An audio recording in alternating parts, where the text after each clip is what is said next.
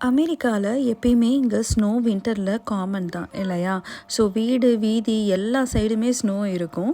நீங்க போற இடம் ஃபுல்லாவே ஸ்னோவா தான் இருக்கும். ஸோ நமக்கு வந்து இடையில வந்து கொஞ்சம் ஸ்னோவுக்கு வந்து அலர்ட்லாம் குடுத்துருந்தாங்க. நம்ம ஊர்ல எப்படி ரெட் அலர்ட் குடுப்பாங்களோ, அந்த மாரி இங்கேயும் அலர்ட் குடுப்பாங்க. ஸோ தட் அந்த டைமில் வந்து ஸ்னோ ஸ்டார்ம் இருக்கும். நம்ம வந்து கொஞ்சம் வெளியே போகாமல் அவாய்ட் பண்ணிக்கலாம். பட் இங்கே வந்து யூசுவலாகவே ஸ்னோ வந்து வின்டர் டைமில் ரொம்ப காமன். இதை வச்சுலாம் வந்து ஸ்கூல் லீவு அந்த மாதிரிலாம் நமக்கு கண்டிப்பாக கிடைக்காது. மேபி ரொம்ப பெருசாக போச்சு அப்படின்னாக்கா டொர்னாடோ அந்த மாதிரி ஸ்னோ ஸ்டார்ம் அந்த மாதிரி ரொம்ப ஹெவியாக இருந்தது அப்படின்னா மேபி நமக்கு கொடுப்பாங்க. பட் இங்கே வந்து எனக்கு இங்கே பழகிருச்சு. இப்போ வந்து எங்களுக்கு வந்து வெளியே வரதெல்லாம் இட்ஸ் வெரி காமன்.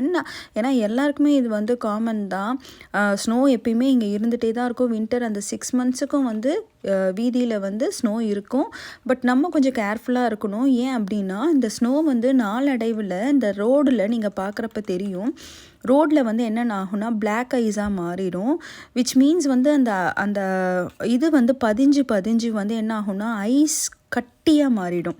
ஒரு ஸ்லேட் மாதிரி ஆகிடும். ஸோ உங்களுக்கு வந்து அது ரொம்ப உங்களுக்கு ஸ்லிப்பரியாக இருக்கும் ரோடு. ரொம்ப கேர்ஃபுல்லாக நம்ம வந்து வண்டியை ஓட்டணும். பிரேக் வந்து நீங்கள் சடன் பிரேக் போடலாம் கூடாது. ரொம்ப மைல்டாக தான் நம்ம பிரேக் வந்து அழுத்தணும். அந்த மாதிரி ஸ்டாப் சைன் இருந்துச்சுன்னா அங்கே வந்து நம்ம ரொம்ப கேர்ஃபுல்லாக வந்து ஃபஸ்ட்டே ஈல்ட் பண்ணி அந்த மாதிரி கொஞ்சம் கேர்ஃபுல்லாக ஓட்டினா நம்ம வந்து தப்பிக்கலாம் அந்த மாதிரி.